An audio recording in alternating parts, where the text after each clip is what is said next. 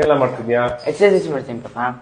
ಇದು walking, this is not exercise. Walking exercise ಪಾಪ. What nonsense. ನೋಡಿ, ವಾಕಿಂಗ್ ಮಾಡ್ಬಿಟ್ಟು ಎಕ್ಸರ್ಸೈಸ್ ಮಾಡಿದೆ ಅಂತ ಮಾತ್ರ ಅನ್ಕೋಬೇಡಿ. Walking is considered as physical activity but not exercise. Science ಪ್ರಕಾರ ನಾವು ವಾಕಿಂಗ್ ನ ನಾನ್ ಎಕ್ಸರ್ಸೈಸ್ ಆಕ್ಟಿವಿಟಿ ಥರ್ಮೋಜೆನೆಸಿಸ್ ಅಂತ ಕರಿತೀವಿ. ಅಂದ್ರೆ ಅದರಲ್ಲಿ ಕ್ಯಾಲೋರಿಕ್ ಎಕ್ಸ್ಪೆಂಡಿಚರ್ ಆಗುತ್ತೆ, ಆದ್ರೆ ಅದು ಎಕ್ಸರ್ಸೈಸ್ ಅಲ್ಲ. ಎಕ್ಸರ್ಸೈಸ್ ಅಂತ ನಾವು ಕನ್ಸಿಡರ್ ಮಾಡಬೇಕಾದ್ರೆ minimum 50% of your maximal heart rate reach ಆಗಿರ್ಬೇಕು. ಅಂದ್ರೆ ಏನು, ನಿಮ್ಮ ಹಾರ್ಟ್ ರೇಟ್ ಜಾಸ್ತಿ ಆಗ್ಬೇಕು ಮತ್ತೆ ರೆಸ್ಪಿರೇಟರಿ ರೇಟ್ ಜಾಸ್ತಿ ಆಗ್ಬೇಕು.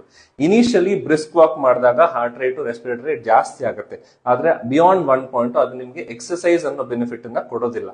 ವಾಕಿಂಗ್ ಮಾಡ್ಲೇಬೇಕು ಅಂತ ಅನ್ಸಿದ್ರೆ ಓಕೆ, ಪೋಸ್ಟ್ ಮೀಲ್ ವಾಕಿಂಗ್ ಮಾಡಿ. ಅಂದ್ರೆ ಬ್ರೇಕ್ಫಾಸ್ಟ್ ಆದ್ಮೇಲೆ, ಲಂಚ್ ಆದ್ಮೇಲೆ ಮತ್ತೆ ಡಿನ್ನರ್ ಆದ್ಮೇಲೆ 10 ನಿಮಿಷ ವಾಕ್ ಮಾಡಿ.